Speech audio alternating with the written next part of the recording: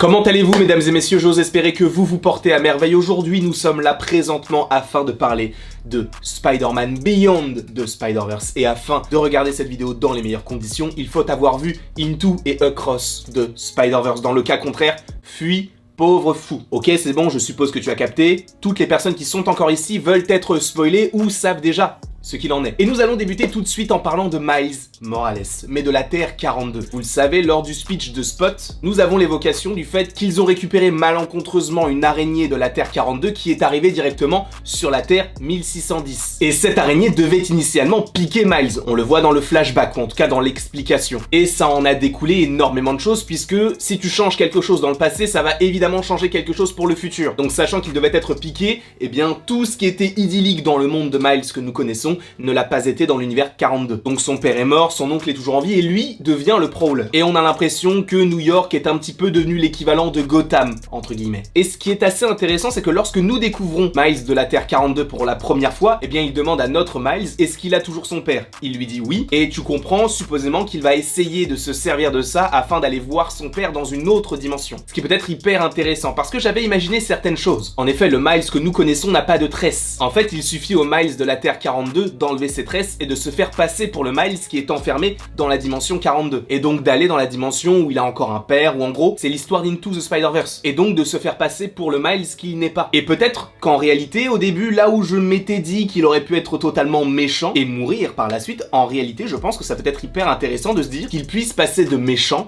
à gentil. Et je vais vous expliquer pourquoi. Il y aura sûrement un dialogue avec son père. Parce que si nous retrouvons Miles et que le père est censé mourir, je pense qu'il y aura une petite connexion par rapport à cela. Dans le sens où le père va peut-être lui faire une sorte de discours, et justement ce discours ferait peut-être en sorte que le Miles méchant devienne le Miles gentil. Cependant, nous, on saurait que ce n'est pas le vrai Miles, et en plus de ça, je pense que Gwen et la Spider Team, entre guillemets, l'a aussi découvert, parce qu'ils ont le Spider-Sense, et ils vont découvrir qu'il y a quelque chose qui cloche dans son comportement. Peut-être un petit peu trop enjôleur par rapport à Miles, il prend peut-être un petit peu plus ses aises, donc est-ce qu'on partirait là-dessus? Et en plus de ça, bah il n'a pas de pouvoir. Donc on va comprendre assez rapidement que ce n'est pas le même Miles. Mais je pense qu'il y aura tout de même cette idée d'infiltration dans un univers qui n'est pas le sien, et on va découvrir que c'est un imposteur. Mais je pense très clairement que là, on veut nous faire penser qu'il y aura un affrontement entre les deux Miles, je pense que oui, mais je pense par-dessus tout qu'ils vont finir par faire équipe afin d'affronter l'ennemi commun qu'est Spot. Cependant, ce qui va être assez intéressant, c'est que Miles, en réalité, celui de la Terre 42, ne pourra jamais devenir Spider-Man, puisque je vous rappelle que l'araignée qui a piqué Miles de la Terre 1610, eh bien, a été écrasée par Miles quand il la tape avec sa main. Donc, en réalité, il n'y a plus vraiment de possibilité à ce que Miles de cette Terre-là devienne Spider-Man, mais il pourrait très bien être une sorte d'anti-héros, mais en tout cas d'essayer, entre guillemets, de nettoyer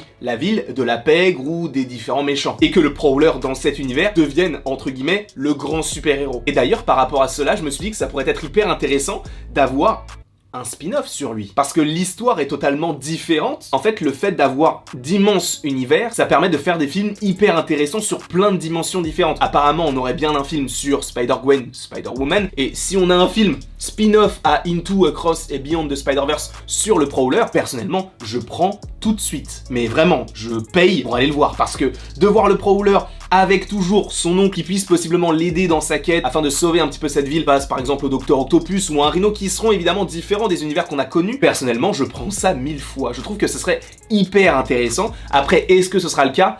Je ne pense pas, mais c'est quelque chose que j'aimerais vraiment beaucoup voir. Après, on peut aussi évoquer l'avenir du personnage de Spider-Man 2099. Pour rappel, il a pris la place d'un Miguel O'Hara qui, lui, avait une famille, etc. Et il y a eu, du coup, ce canevas qui a un petit peu détruit certaines choses sur la dimension dans laquelle il était. Il y a évidemment de la jalousie, c'est-à-dire que Miles, il est jeune, il a ses deux parents, Gwen, il y a beaucoup de choses que 2099, lui, n'a pas de son côté. Donc, ce que j'aimerais bien voir dans le troisième film, c'est jusqu'où ira-t-il afin de protéger donc le Spider-Verse. Parce que je pense qu'il ne se contrôlera plus. Quand il affronte Miles, bon, il se fait battre, mais tu sens qu'il est quand même assez violent. Même Peter B. Parker et Gwen lui disent non, arrête, ça ne sert à rien. Et Miles arrive à mettre son plan à exécution et il arrive à se sauver. 2099, il y a des choses plutôt intéressantes. Déjà, c'est un vampire, d'accord? On le sait, on te l'explique. À un moment donné, il a voulu même manger le vautour. Il y a cette évocation de oui, il est puissant, oui, c'est un Spider-Man, mais en plus, il a possiblement cette soif de sang, donc cette soif de violence. Et je pense qu'ils partiront là-dessus. Parce que ne l'oublions pas, là il a l'air plutôt gentil, même s'il a l'air un peu genre un peu fermé, etc. Il se pique avec une seringue, on ne sait pas réellement ce que c'est pour l'instant. Je pense que c'est quelque chose qui lui permet de se canaliser, de se calmer et de ne pas sauter sur tout le monde afin de récupérer, je ne sais pas, un petit shot de sang.